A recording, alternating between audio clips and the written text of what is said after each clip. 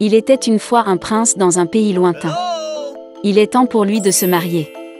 Le roi voulait que son fils épouse une vraie princesse. La reine a souhaité à son fils non seulement la fille du roi et de la reine, mais qu'elle soit douce, intelligente et gracieuse. Et lui-même voulait suivre les préceptes de son cœur. Le prince est allé à la recherche de la mariée. Après quelques jours de voyage, il atteint le royaume le plus proche. Le roi local aimait le prince poli et beau. Et il l'a emmené chez sa fille. La princesse était adorable. Mais après lui avoir parlé, le prince s'est rendu compte qu'elle était très stupide et qu'il n'y avait même pas de quoi parler avec elle. Il s'est excusé, a dit au revoir et a continué son chemin. Dans le royaume suivant, le roi et la reine ont été fascinés par le jeune prince et l'ont immédiatement invité à rencontrer leur fille. Ils l'ont emmené dans la salle à manger, où la princesse dînait. Le jeune homme le salua, mais la fille ne le regarda même pas. Elle était très passionnée par son dîner. Le prince pensa que la princesse ne se souciait pas de lui. En disant au revoir, il a aussi quitté ce royaume.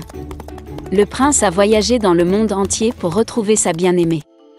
Après de nombreux efforts, il a perdu tout espoir de trouver une épouse convenable. Le roi et la reine étaient très inquiets à ce sujet. Pourtant, ils étaient heureux que leur fils n'ait pas épousé la mauvaise fille. Une nuit, une violente tempête a éclaté. Il a plu comme un seau, la foudre a éclaté et le tonnerre a grondé. Le prince ne pouvait pas dormir, regardant les éclairs et continuant à rêver de sa princesse. Soudain, on frappa à la porte. Lorsque le prince ouvrit, une jeune fille se tenait sur le seuil. Elle tremblait violemment alors qu'elle était trempée partout sous la pluie.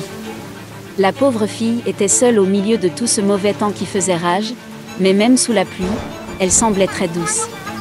Elle a dit qu'elle était perdue dans les bois et a demandé à se réchauffer à l'intérieur de la maison.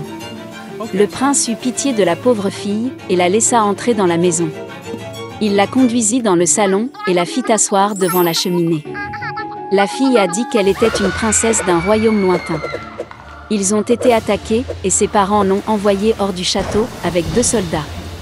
Mais pendant la tempête, ils ont été perdus et la princesse a été laissée seule. C'était difficile pour la reine de croire cela, mais elle ne pouvait pas expulser la fille par un temps pareil.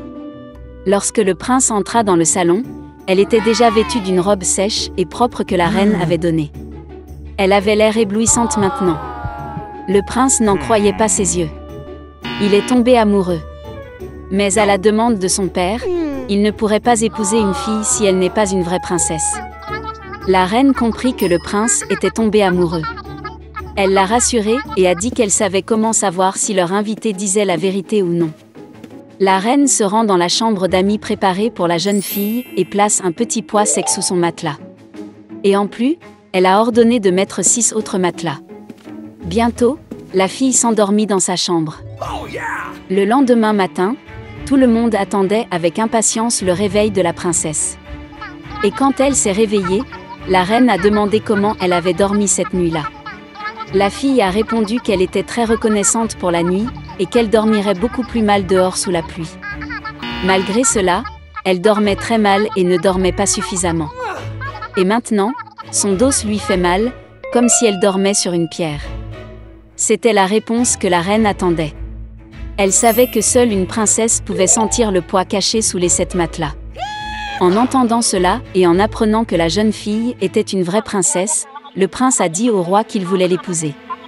Le roi et la reine ont joyeusement béni le mariage de leur fils et de leur princesse. Le prince a demandé à la jeune fille de rester dans le palais jusqu'à la fin de la guerre dans son royaume. Et lui-même a envoyé ses troupes pour aider à sauver son pays. Ils se sont rapidement mariés et ont vécu heureux pour toujours. Il y a longtemps, le pauvre Ali Baba vivait avec sa femme Zeinab dans un pays lointain de l'Est. Il gagnait sa vie en travaillant dur. Il coupait du bois dans la forêt et le vendait au marché. Une fois, en travaillant, Ali Baba a remarqué que tout un détachement de cavaliers galopait vers lui. Par peur, il grimpa sur un arbre et se cacha dans le feuillage. Les cavaliers s'arrêtèrent sous un arbre et enlevèrent les sacs pleins d'or des chevaux. Ils étaient exactement 40, dirigés par le chef Borgne Hassan. Ali Baba a immédiatement deviné que c'étaient des voleurs qui étaient revenus avec leur proie. Alors qu'Ali Baba tremblait d'horreur, le chef s'approcha d'un rocher à proximité et lui murmura une incantation. Soudain, une porte en fer discrète, envahie par l'herbe, s'ouvrit dans le rocher. Les voleurs sont entrés dans la grotte, y ont caché tous leurs volets, ont pris les sacs vides et sont retournés dans la forêt. Après s'être assuré qu'il n'y avait pas de voleurs, Ali Baba est descendu de l'arbre. Il se dirigea vers la porte secrète et murmura le sortilège qu'il avait entendu du chef. La porte s'est ouverte. Ali Baba a vu une immense grotte pleine d'or, d'argent, de tissus coûteux et de diamants. Ali Baba regarda autour de lui, attrapa rapidement 2 sacs d'or, les chargea sur l'âne et se précipita chez lui. Revenant à sa femme, Ali Baba lui montra les sacs d'or. Ravis de la richesse, ils ont commencé à compter les pièces. Mais le couple n'a pas réussi, car il y avait trop de pièces. L'argent aurait dû être mesuré avec une tasse spéciale, mais le pauvre Ali Baba ne l'avait pas. Ensuite, Zainab a décidé de prendre la coupe du riche frère d'Ali Baba, Kazim. Kazim lui-même brûlait de curiosité.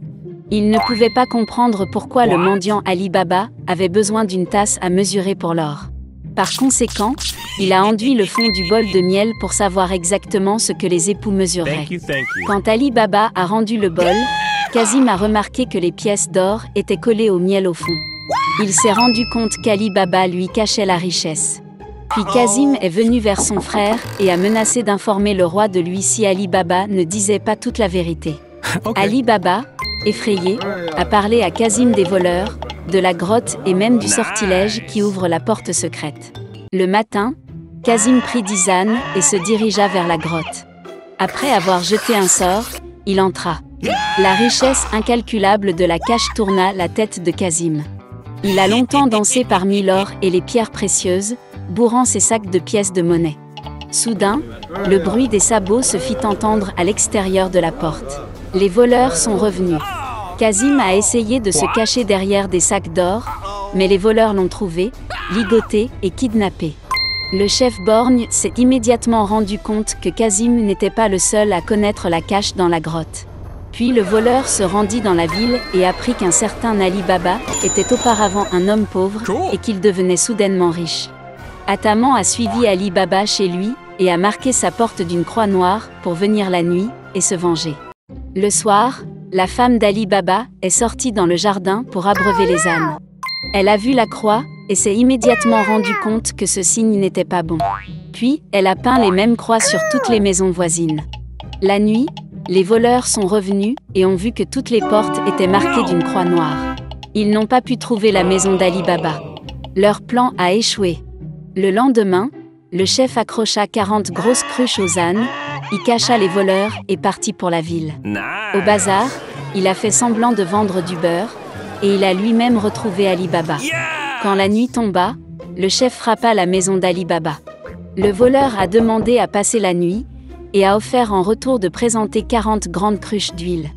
Et Ali Baba était d'accord. Il reçut cordialement le chef, et permit même de conduire les ânes dans la cour. En préparant le dîner pour un invité, la femme d'Ali Baba a remarqué qu'il venait de manquer de beurre.